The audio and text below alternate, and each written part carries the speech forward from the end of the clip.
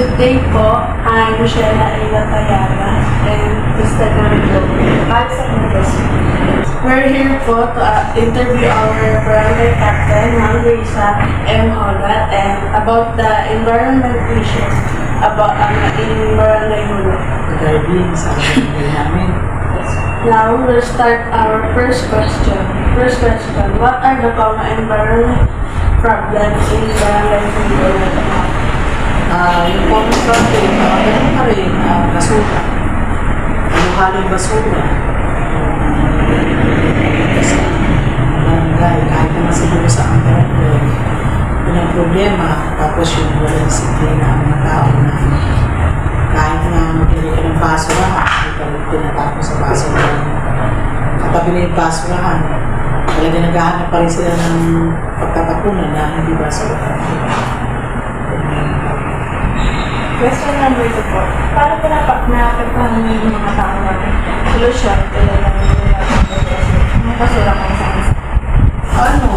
Magkakasakit sila. Katulad kasi, yung dengue. Ang kasi ng dengue, yung mga plastic cup, mga chicheria, pag naulanan yun, siyempre may tubig siya, nagkakaroon yun ng pag-itikipin, tulad ng dengue. Hindi yung ng mga tao. Dapat yun. Inalagay nila sa basurahan para kahit pa paano hindi na kung magkaroon may dengue na nangungulit doon, at least doon na iwas ka hindi po sasama yan dito yung sasakos pagkakasakit ng tao at saka parang pinag sa parang pagkasi na yung parang parang mabigat sa ulo Question number 3 po. As the barangay captain, ano po yung pwede kong nagawa para mag-solve na po yung barangay? Bali ang ginawa ko, kasi so, dahil basura, yun, pinahakot ko lahat ng basura, inayos ko yung collection. Nung maayos ko na yung araw ng collection, talagang sineryoso namin. Kahit na anong mangyari, hindi naman mangyari, tuloy yung collection. Nasari na yung tao. Kaya yun, tapos syempre, nagpagdagat na ng tao na naghahakot ng basura, hindi lang yun, nagpagdagat na sa akin benefits nila. Kasi, para maging effective sila, kailangan bibigay mo din ang benefits na garbage collector natin. Nadagdagan tayo isa. Kasi sa laki ng ulo, hindi pa kailangan ng isang Question number 4. Paano po may-encourage yung mga kabataan na mag-inadvert? Bali sa pamamagitan ng SK namin, si SK Boy, si Kapatid mo, tapos mga gawad nila, SK Magawad. May mga nahihila sila na na-encourage namin. Linis na magalang, sumama sa kita. Tapos yung mga space, sabi ko yung nakasign dito sa kasama. Yung question number 5 po. Meron po ba kayong teamwork or partnership sa school or sa school? Oo, meron. Ang meron. Kasama namin. Tapos, yung mga PKP, yung mga samahan dito, nakakasama namin po yung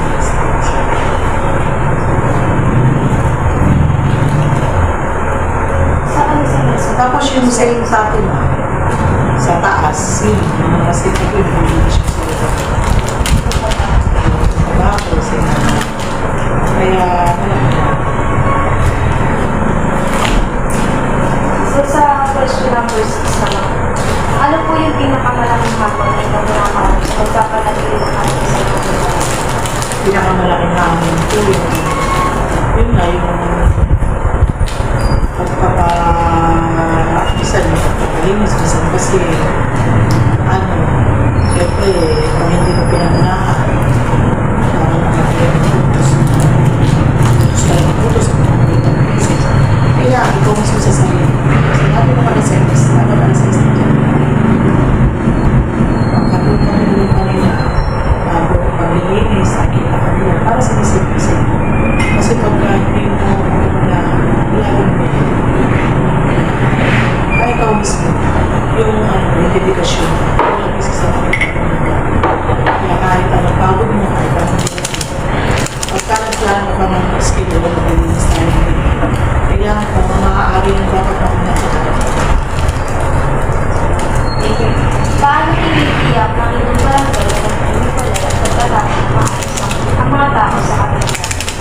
Bali, meron kaming palit basura.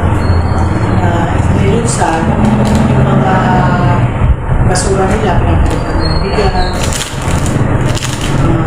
sardinas, noodles. Ang ginagawa naman nila, kaya sila. Nagpupunta sila katulad sa tabako, lipat-lipat, sa taas. Kasi yung mga masipag mag-segregate. O NHA. Punta, nakakapunta ng bigas. Kasi yun, di ba kasi meron ko, pero hindi kasi nila nalaman yung nakakit.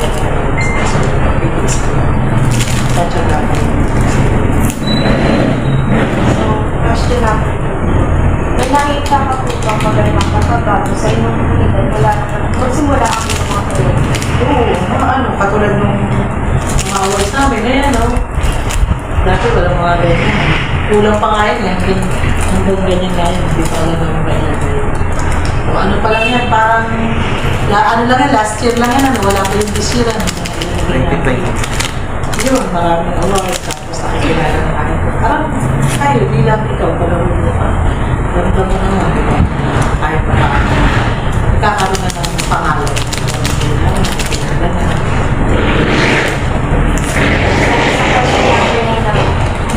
Ano ang mga plano o proyekto ang inaasahan ipatupad sa linaharan ng kapilit ng mga wasan o provision sa barangay? Yung pa rin, as segregation, siguro yung kapag-implement ako ng tapat ng bilis. Hindi ko na mapa-implement yun ngayon. Kasi, doon, namin, dito yung kanilang mabili ng millennials kasi, pa siya, hindi pa siya ayos. Pero pag narinis na yan, pag nagawa na yan, pati yung millennials, mag-i-implement na kami yung tapat ng bilis. Talagang, higit-pitan naman. Yan kasi yung ang hirap namin yung business na tapos. Makasabi-sabi namin, nalaman sa parang kaya ngayon, tsatsaga ka rin namin business na rin. Nayawaan ko sa mga ayos ko. Sa last question, anong mensahe ang nais mong ibigay sa mga residente, lalo sa mga kabataan tungkol sa pagpapangalaga sa kapaligiran? Sa akin, gusto ko sana na binigay ko ng mensahe. Yun nga, sana matutunan ng tao na mag-segregate. Kahit yung simple pag-segregate na nabubulo at hindi nabubulo. Maraming bagay din. Kung nahihirapan sila dun sa takap na pag-iwalay-walay, residual, kahit nabubulo at hindi nabubulo, iiwalay lang nila. Hindi ko, doon mag-umpisa yung mga kabataan. At saka, sana sa mga kabataan, halimbawa katulad, sana mag-umpisa sa inyo. Di ba? Kasi daramihan tayo na, kasi nauubos na yun. Araw kasi, sa totoo lang, hindi obligado ang karamihan maglinis sa kalsada. Makikita mo yung mga matatanda. Kanya-kanyang usok ang mga bahay. Kasi doon, di ba, pwede doon kasi pwede mag-inis. Pero kahit naman pwede magsila. Kaya lang kahit naman hindi naman pwede magsila ngayon, pwede naman magsako ng basura. At kinukolekta naman ng basura. Nung araw kasi hindi usaw ang koleksyon ng basura. Talagang ang mga tao, sinisila ba nila yung basura nila? Ngayon namumulekta ng basura eh. Hindi, magsako ka, isako mo yung mga basura mo. Kung naisako mo yung mga basura mo, hindi sa kakakuti ng mga tao. At pag nagsako ka, ihiwalay mo yung nabubulok at saka hindi nabubulok. Medyo naliles yung nakakakot ng basura. Ng mga barang barangay. Yun, pero dapat mag-isa kasi dahil mawawala ka. Paano yun ba na pamunuan natin sa mga balitaan? Yung cellphone. Guilty ko yun. Diba? Yung gano'n na kung araw kasi, ibang-iba kasi nakakayo. Pero alam ko, hindi pa naman yun. Nakikita ko naman ngayon, medyo nag-ano na. Kasi, kung hindi natin na mahalin ng papaligarin natin, tayo din magsasakos. Noong pag nagbaha. Pag nagbaha, anong mga umaan ng basura? Dinadaan ng ano? Dati nagbabaha, putik lang eh. Ngayon kasama ng mga basura eh. Diba? Lalo na nakakalimutan. Lalo nung nakaraan. Mabuti nga kami, nagpalinis kami ng ilog. Eh kung hindi kami nagpalinis ng ilog, wala naman. Yun. Thank you po. Kapitana for your sharing of thank you po for sharing insight with us po. And thank you po. Thank you at good luck sa inyo. Sana yung segregation ay ma-implement mo. Yes po. Unang-unahin natin sa mga sarili.